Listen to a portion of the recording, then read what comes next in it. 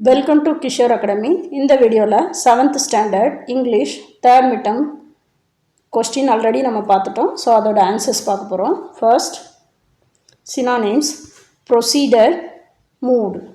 அதாவது அடுத்த ஸ்டெப்புக்கு மூவ் பண்ணுறதுன்னு சொல்லுவோம்ல அது. அடுத்து obstacle, தடை. So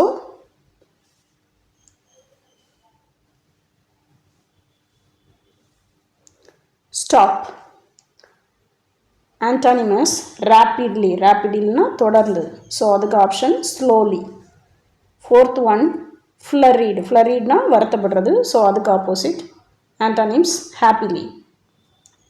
Match the phrasal verb. Set out na என்ன மீனிங்னா to begin a journey. So ஒரு ஜேர்னியை தொடங்குறது. Pickup. Pickupனா சொல்லுவோம்ல பொதுவாக ஸ்கூல்ல இருந்து பிக்கப் பண்ணோம், காலேஜ்ல இருந்து தான். To get someone from a place. ஒரு பிளேஸ்ல இருந்து பிக் பண்ணுறது. The title of the poem Sea Fever means. So sea fever na இந்த இடத்துல என்ன meaning? The poet's deep wish to be at sea. So அவர் கடல்ல இருக்கணும்னு நினைக்கிறார் இல்லையா? ஸோ அதை பற்றின ஒரு meaning. The poet asked for. So அந்த poet என்ன கேட்டார்? Tall ship. ரொம்ப உயரமான ஷிப். அடுத்து கொஸ்டின் ஆன்சர் கேட்டிருக்காங்க. ஸோ 4 கொடுத்துருக்காங்க. ஸோ ஏதாவது 2 எதுனா போதும். Which mode of transport did Fogg choose? So எந்த மாதிரி டிரான்ஸ்போர்ட், அதாவது டிரான்ஸ்போர்ட்னா என்னது ட்ராவல் பண்ணுறதுக்கு யூஸ் பண்ணுது. Mister Fogg chose to travel by elephant. So யானை சவாரி மூலமாக ட்ராவல் பண்ண விரும்பினார். Why was the elephant owner happy with the deal? So அந்த ஓனர் வந்து எதுக்காக ஹாப்பியாக இருந்தார்?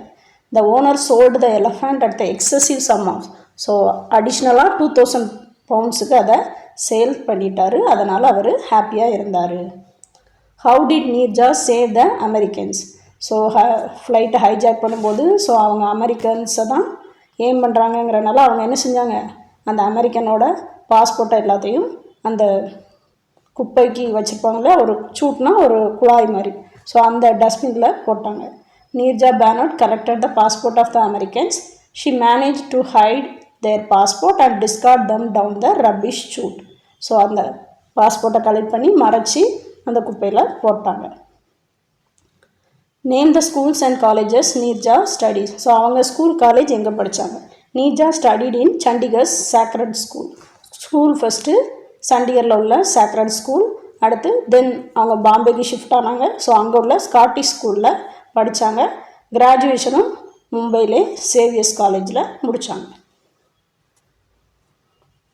அடுத்து பேராகிராஃப் 2 கொடுத்துருக்காங்க. ஸோ இதில் ஏதாவது ஒன்று நீங்கள் எழுதணும். அடுத்து மெமரி போயம். மெமரி போயம் எப்போவுமே போயமோட ஹெட்டிங்கும் ஆத்தரோட நேமும் எழுதணும்.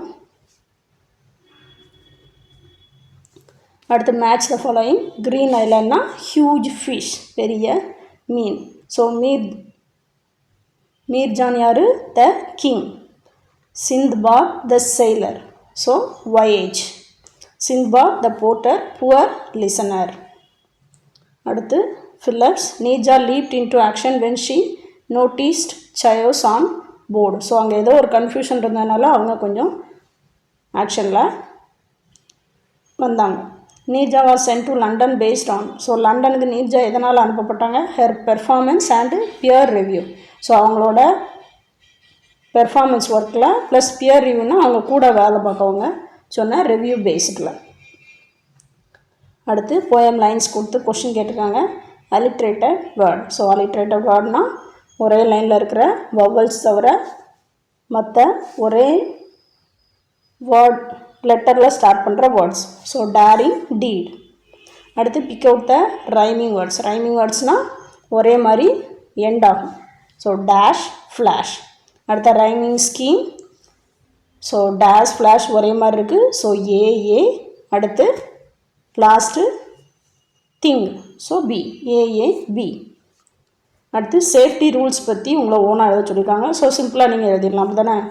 ட்ரைவ் பண்ணும்போது ஃபோன் யூஸ் பண்ணக்கூடாது, பைக் ரைட் பண்ணும்போது ஹெல்மெட்டு, கார் ட்ரைவ் பண்ணும்போது சீட் பெல்ட் போடணும், டிராஃபிக் சிக்னல், ரோட் சிக்னலெல்லாம் ஃபாலோ பண்ணணும்னு சொல்லிட்டு.